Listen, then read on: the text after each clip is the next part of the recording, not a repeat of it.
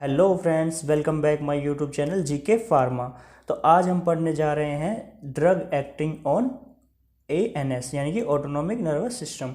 हमने पहले पढ़ा था कि पैरासिम्पथेटिक और सिंपथेटिक नर्वस सिस्टम के बारे में। अब हम आगे पढ़ते हैं। इसमें हमारी ड्रग जो होती है, ड्रग किसमें, ऑटोनोमिक नर्वस सिस्टम के अंदर हमारी मेनली दो ड्रग आती है। एक तो होती है कोलिनर्जिक ड्रग और दूसरी होती है एड्रेनर्जिक ड्रग। कोलिनर्जिक ड्रग क्या होती है? कोलिनर्जिक ड्रग वो ड्रग होती है जो एसिटाइल कोलिन के रिसेप्टर पे एक्ट करती है। एसिटाइल कोलिन क्या है? ये एक न्यूरोट्रांसमीटर है और ऐसे ही ये नॉन एफिनेफ्रिन भी एक न्यूरोट्रांसमीटर है। अब नॉन एफिनेफ्रिन और नोरएड्रेनालिन ये दोनों एक ही चीज़ है, इनमें हमें कंफ्यूज बिल्कुल भी नहीं होना है। ठीक है, तो कोलिनर्जिक जो ड्रग होती है वो हमें समझ में आ गई है। क्या एसिटाइल कोलिन जो होता है उस रिसेप्टर पे जो ड्रग यूज़ होती है वो होती है कोलिनर्जिक ड्रग। और ऐसे ही जो नॉन एपिनेफ्रिन जो होता है उस रिसेप्टर पे जो ड्रग यूज़ होती है वो होती है एड्रेनर्जिक ड्रग। अब जैसा हमने कल पढ़ा था, कल की वीडियो में देखा था, क्या ये है हमारा CNS और ये है हमारा PNS। इधर का पार्ट PNS है, इधर का पार्ट CNS है। CNS में हमारा क्या आता है? ब्रेन और स्पाइनल कॉर्ड, हमने कल बताया दिया था आपको। ऐसा ही PNS के अंदर अब देखो क्या होता है। हम मानते हैं ये PNS यानी कि पेरिफेरल नर्वस सिस्टम है। अब ये इसमें भी कई तरह की होती है, पैरासिम्पथेटिक, सिंपथेटिक और स्वेट ग्लैंड एक्सेट्रा एक्सेट्रा। तो इसको हम पढ़ते हैं। तो इसके अंदर क्या होती है, पहले हम लिखते थे पैरासिम्पथेटिक में। पैरासिम्पथेटिक में क्या होता है, अगर कोई भी नर्व जो हमारी CNS से निकल कर जो पेरिफेरल नर्व में आ रही है, जो हमारी पेरिफेरल नर्व होती है उसके भी दो पार्ट होते हैं। एक कौन सा? एक प्री गैंग्लियोनिक, एक पोस्ट गैंग्लियोनिक। और बीच में जो होता है उसको हम गैंग्लिया बोलते हैं या साइनेप्स बोलते हैं। अगर हम साइनेप्स बोल रहे हैं तो ये होती है प्री साइनेप्टिक और ये होती है पोस्ट साइनेप्टिक। और अगर हम गैंग्लिया बोल रहे हैं तो ये होती है प्री गैंग्लियोनिक और ये पोस्ट गैंग्लियोनिक। ये चीज़ समझ में आ गई। अब देखते हैं क्या होता है। जो पैरासिम्पथेटिक नर्वस सिस्टम होता है उसके अंदर क्या देखते हैं हम, जो प्री गैंग्लियोनिक होती है और पोस्ट गैंग्लियोनिक होती है, उन दोनों के ऊपर जो न्यूरोट्रांसमीटर रिलीज होता है वो कौन सा होता है? Acetyl choline. ये ठीक है, ये समझ में आ गया। अब इसके साथ हम देखते हैं सिंपथेटिक नर्वस सिस्टम के अंदर क्या होता है। सिंपथेटिक नर्वस सिस्टम के अंदर जो प्री गैंग्लियोनिक होती है उस पर तो एसिटाइल कोलिन, इसको हम इजी याद करने के लिए कैसे करें, प्री गैंग्लियोनिक पे लगभग सभी जगह पे एसिटाइल कोलिन ही रिलीज होता है। लेकिन जो पोस्ट गैंग्लियोनिक होती है वहाँ पर सिंपैथेटिक नर्वस सिस्टम के अंदर जो न्यूरोट्रांसमीटर रिलीज होता है वो होता है नोर एड्रेनालिन या नोर एफिनेफ्रिन। लेकिन इसका भी एक एक्सेप्शनल केस है। वो क्या है? ये जो स्वेट ग्लैंड होता है ना, स्वेट ग्लैंड भी हमारा सिंपैथेटिक नर्वस सिस्टम के अंदर आता है। लेकिन इसके अंदर क्या होता है, प्री गैंग्लियोनिक पे भी और पोस्ट गैंग्लियोनिक पे भी एसिटाइल कोलिन ही जो न्यूरोट्रांसमीटर है वही रिलीज होता है। ये एक एक्सेप्शनल केस है। तो आज हम पढ़ रहे हैं इसके अंदर मेनली एसिटाइल कोलिन के बारे में।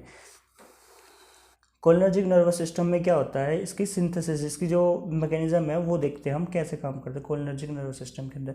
इसके अंदर सिंथेसिस होती है पहले किसकी? एसिटाइल कोएंजाइम A जब कोलिन के साथ मिलता है तो बनता है एसिटाइल कोलिन। अब इसको हम स्टेप वाइज धीरे धीरे पढ़ेंगे। पहले इस डायग्राम को समझते हैं। इसमें क्या है, ये है हमारा प्री गैंग्लियोनिक पार्ट या प्री साइनेप्टिक पार्ट और ये हमारा पोस्ट गैंग्लियोनिक या पोस्ट साइनेप्टिक पार्ट। अब देखो क्या होता है, इसमें सबसे पहले हमारा कोलिन आता है। कोलिन जब अंदर आएगा, एक्स्ट्रा सेलुलर से अंदर आएगा, उसके साथ साथ ही सोडियम भी अंदर ही इनटेक हो जाता है।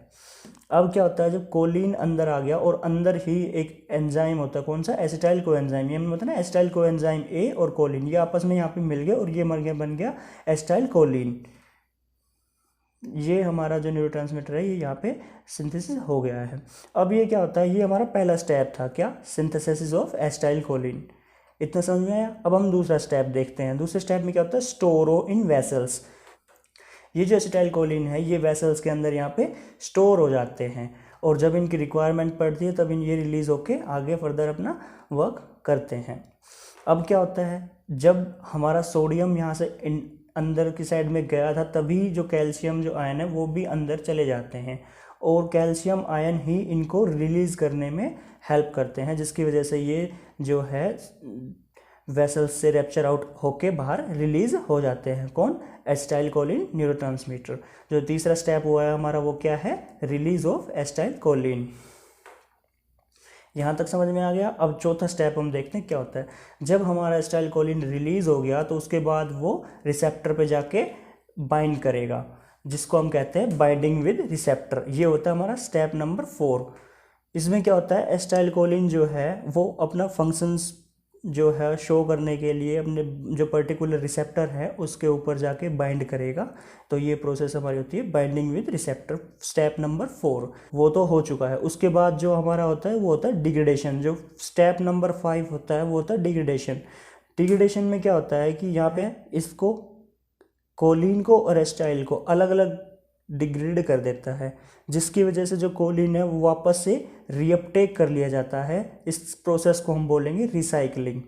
तो ऐसे इसके अंदर हमारी 6 स्टेप के अंदर ये प्रोसेस कंप्लीट होती है। एक बार मैं आपको दोबारा बता देता हूँ। देखो पहले क्या होता है, पहले कोलिन और सोडियम इनकी एंट्री होती है और एसिटाइल कोएंजाइम के साथ मिलके एसिटाइल कोलिन बना देती है। ये होता है step number 1, synthesis of acetyl choline.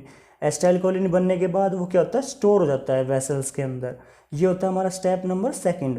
अब जब रिक्वायरमेंट पड़ती है तो कैल्शियम जो है वो भी अंदर इनटेक हो जाता है सोडियम के साथ साथ ही। जब कैल्शियम इसके साथ रिएक्ट होता है वेसल्स के साथ तो ये न्यूरोट्रांसमीटर रिलीज हो जाते हैं। तो ये 3rd स्टेप जो हमारा होता है वो होता है रिलीज ऑफ एसिटाइल कोलिन।